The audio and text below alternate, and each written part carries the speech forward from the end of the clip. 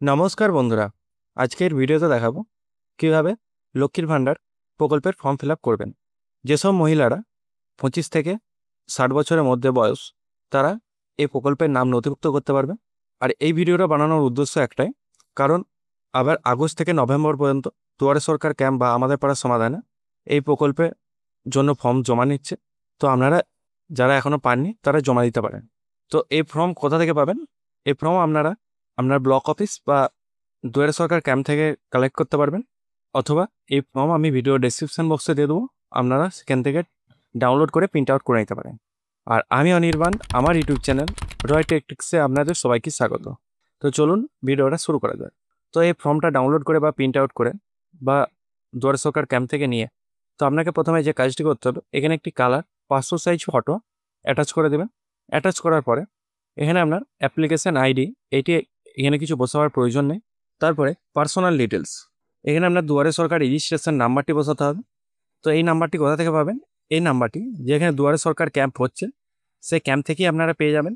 আর এই দুয়ারে সরকারের রেজিস্ট্রেশন নাম্বারটি অবশ্যই কিন্তু বসাতে হবে, না বসালে কিন্তু ফর্মটি ক্যান্সেল হয়ে যাবে। তারপরে আপনার Swasthya Sathi card number, Swasthya Sathi card number এখানে বসিয়ে দেবেন। তারপর আধার কার্ড নাম্বারটি বসিয়ে দেবেন। তারপরে বেনিফিশিয়ারি নেম, এখানে আপনার ফার্স্ট নেম বসিয়ে দেবেন। তারপর যদি মিডিল নেম থাকে তাহলে এখানে বসাবেন। তারপরে লাস্ট নেম বসিয়ে দেবেন। বসানোর পরে নেক্সট আপনার এখানে মোবাইল নাম্বারটি বসাতে হবে। তো এখানে আপনার পুরো মোবাইল নাম্বারটি বসিয়ে দেবেন যেটি অ্যাভেলেবেল আছে। যদি ইমেল আইডি থাকে তাহলে বসাবেন, আর যদি না থাকে তাহলে বসাবার প্রয়োজন নেই। তারপর এখান থেকে আপনার জেন্ডারটি সিলেক্ট করে নেবেন। তারপরে এখানে আপনার ডেট অফ বার্থ, সেটি DDMMYY ফরম্যাটে বসিয়ে দেবেন। তারপর এখানে এজ অ্যাজ অন 01/01/2001, মানে আপনার 1/1/2021 মধ্যে আপনার বয়স সেটা কত দাঁড়াচ্ছে সেটি ক্যালকুলেশন করে সেইটা এখানে বসিয়ে দেবেন। যদি 25 বছর হয় 25, যদি 26 হয় 26, যদি 27 হয় 27, সেটা এখানে বসিয়ে দেবেন। যেহেতু এটা আমার কাছে ওল্ড ফর্ম, তাই এখানে 2021 হচ্ছে, এটা আপনার 2025 হয়ে যাবেন। তারপরে এখানে আপনার ফাদার নেমটি বসাতে হবে। তার জন্য এখানে আপনার ফার্স্ট নেম ফাদারে বসিয়ে দেবেন, যদি মিডিল নেম থাকে তাহলে বসাবেন। তারপরে লাস্ট নেমটি বসিয়ে দেবেন। বসানো হয়ে গেলে মাদার নেমটি বসিয়ে দেবেন, same first name, last name এবং মিডিল নেম যদি থাকে তাহলে বসাবেন। যদি আপনি বিবাহিত হয়ে থাকেন সেক্ষেত্রে আপনার স্ত্রীর ফার্স্ট নেম বসিয়ে দেবেন এবং মিডিল নেম যদি থাকে বসাবেন। তারপরে লাস্ট নেমটি বসিয়ে দেবেন। তারপর আপনার কাস্ট এখানে কি আছে সেটি বসাতে হবে। যদি SC বা ST থাকে তাহলে এই বক্সে টিক করবেন, আর যদি আদার্স কোনো হয়ে থাকে সেক্ষেত্রে এই আদার্স বক্সে টিক করে এখানে সেটি জেনারেল বসিয়ে দেবেন। আর যদি SC বা ST হয়ে থাকে সেক্ষেত্রে তার সার্টিফিকেট নাম্বারটা এখানে অবশ্যই কিন্তু বসিয়ে দেবেন। তারপর এখানে আপনার ম্যারিটাল স্ট্যাটাসটা কী আছে সেটা এখানে বসাতে হবে। যদি আনম্যারিড হয় তাহলে এই বক্সে টিক করবেন, আর যদি ম্যারিড হন সেক্ষেত্রে এই বক্সে টিক করবেন, আর যদি উইথড্র হন তাহলে এই বক্সে টিক করবেন। যেটি হবে সেটি সেই বক্সে টিক করে দেবেন। করার পরে এখানে আপনার কন্ট্যাক্ট ডিটেলস, এখানে আপনার স্টেট লেখা থাকবে এবং এখানে আপনার প্রত্যেকটি বক্সে, তারপরে এখানে আপনার ডিস্ট্রিক্টটি বসাতে হবে। তা প্রত্যেকটি বক্সে ঠিকঠাক করে বসিয়ে এখানে আপনার ডিস্ট্রিক্টের নামটি বসিয়ে দেবেন। তারপর পুলিশ স্টেশন কী আছে সেটি এখানে বসিয়ে দেবেন। তারপর আপনার ব্লক কী আছে সেইটি এখানে বসিয়ে দেবেন। তারপর আপনার গ্রাম পঞ্চায়েত কী আছে সেইটি এখানে বসিয়ে দেবেন। তারপর আপনার ভিলেজ কী আছে সেটি এখানে বসিয়ে দেবেন এবং হাউস নাম্বার যদি জেনে থাকেন তাহলে বসাবেন, নাহলে বসাবার প্রয়োজন নেই। তারপর আপনার পোস্ট অফিস কী আছে সেটি এখান থেকে বসিয়ে দেবেন এবং পিনকোড কী আছে সেটি এই বক্সে বসিয়ে দেবেন। তারপর হয়ে গেলে নেক্সট পেজে চলে আসবেন।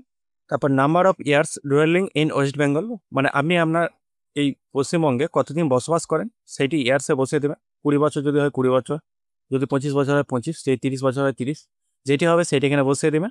তারপরে ব্যাঙ্ক অ্যাকাউন্ট ডিটেলস, এখানে আপনার ব্যাংকের নেমটি বসিয়ে দেবেন। মানে যদি এক্সাম্পল হিসাবে যদি স্টেট ব্যাঙ্ক হয় তাহলে স্টেট ব্যাঙ্ক অফ ইন্ডিয়া সম্পূর্ণ নামটি বসিয়ে দেবেন। যদি PNB হয় পাঞ্জাব ন্যাশনাল ব্যাঙ্ক, সেটি লিখে দেবেন, যেটি হবে সেটি এখানে বসিয়ে দেবেন। তারপর আপনার ব্রাঞ্চ নেম কী আছে সেটি বসাবেন। তারপর ব্রাঞ্চ ব্যাঙ্ক অ্যাকাউন্ট নাম্বার সেটি দেখে দেখে সম্পূর্ণ ঠিকঠাক বসিয়ে দেবেন। যদি ভুল হয় সেক্ষেত্রে আপনার অ্যাকাউন্টে টাকা ঢুকবে না, তাই দেখে ঠিকঠাক করে বসাবেন। তারপর হচ্ছে IFSC কোড, অবশ্যই এটা ব্যাংকের অ্যাকাউন্ট বইতে লেখা আছে অ্যাকাউন্ট নাম্বার, IFSC কোড, সেগুলো দেখে দেখে সেম টু সেম বসিয়ে দেবেন। বসানোর পরে তারপর আপনার এখানে আছে সেলফ অ্যাটেস্টেড কপি। এই 6টার মধ্যে আপনার যেগুলো আছে সে বক্সে টিক করতে হবে ডান দিকে। যদি আপনার কালার পাসপোর্ট সাইজের ফটো সেটি এই বক্সে টিক করে দেবেন। তারপরে স্বাস্থ্যসাথী যদি কার্ড কপি থাকে সেটা জেরক্স কপি যদি আছে তাহলে এই বক্সে টিক করে দেবেন। তারপর কপি অফ আধার কার্ডের কপি এই বক্সে টিক করে দেবেন। তারপর যদি এসসি বা এসটি হয়ে থাকেন সেক্ষেত্রে তার সার্টিফিকেট যদি থাকে তাহলে এ বক্সে টিক করবেন। আর যদি জেনারেল হয়ে কাস্টের হয়ে থাকেন তাহলে এসসি বা এসটি সার্টিফিকেট দেওয়ার প্রয়োজন নয়, সেক্ষেত্রে এই বক্সে টিক করারও কোনো প্রয়োজন নেই। তারপরে কপি অফ ব্যাংক পাসবুক, যদি আপনার ব্যাংকের বইয়ে পাসবুক কপি থাকে তাহলে বা ক্যান্সেল চেক অথবা যদি ফার্স্ট পেজ সেই কপিগুলো আপনাকে নিয়ে এখানে তাহলে টিক চিহ্নে ক্লিক করতে হবে। তারপরে যদি আদার্স প্লিজ স্পেসিফিক অন্যান্য কিছু যদি থাকে ডকুমেন্টস, সেক্ষেত্রে আপনারা এই বক্সে টিক করে সেই অন্যান্য ডকুমেন্টস দিতে পারেন। তো আপনার এখানের মধ্যে যে ডকুমেন্টসগুলো আছে সেই বক্সে টিক করবেন, করার পরে নিচের দিকে স্ক্রল ডাউন করবেন, তারপর নিচের দিকে তারপর আপনার এখানে যে ডেটে অ্যাপ্লিকেশান করছেন সেই ডেটটি এখানে বসিয়ে দেবেন এবং আপনার একটি সিগনেচার এখানটা একটি করে দেবেন। তারপর করার পরে একটি অ্যাকনোলেজমেন্ট আছে সেটিকে আপনাকে করতে হবে। এখানে আপনার নামটি বসিয়ে দেবেন, এখানে আপনার বাবার বা ওয়াইফের নাম যেটি হবে সেটি এখানে বসিয়ে দেবেন। তারপর যে ডেটে অ্যাপ্লিকেশান করছেন সেই ডেটটি এখানে বসিয়ে দেবেন। তারপর এখানে আপনার মোবাইল নাম্বার, তারপর এখানে আপনার স্বাস্থ্য সাথী কার্ড নাম্বার এবং আধার নাম্বারটি বসিয়ে দেবেন। তারপর এখানে কিছু লেখার প্রয়োজন নেই আর এখানে কিছু সিগনেচার করারও প্রয়োজন নেই। এই দুটি আপনার অফিসারের, তো এখানটা অবশ্যই কিছু সাইন বা কোনো সিগনেচার করবেন না। তারপর এই সমস্ত কপিগুলোকে নিয়ে তারপর এই দুটো পেজ এবং এর সঙ্গে অ্যাটেস্টেড যে কপিগুলো আপনাদের বললাম এই 4-6টা কপি আপনাকে নিয়ে আপনার দুয়ারে সরকার ক্যাম্প অথবা বিডিও অফিসে আপনি এটা জমা দিতে পারেন। জমা দেওয়ার কিছুদিন বাদ থেকে আপনি পেমেন্ট আপনার অ্যাকাউন্টে পেয়ে যাবেন। তো বন্ধুরা আজকে এই পর্যন্ত। যদি ভিডিওটা ভালো লাগে অবশ্যই একটি লাইক করবেন এবং চ্যানেলে নতুন হয়ে থাকলে চ্যানেলটিকে সাবস্ক্রাইব করে পাশে থাকা বেল আইকনটি প্রেস করে দেবেন নতুনত্ব ভিডিও পাওয়ার জন্য। জয় হিন্দ, বন্দে মাতরম।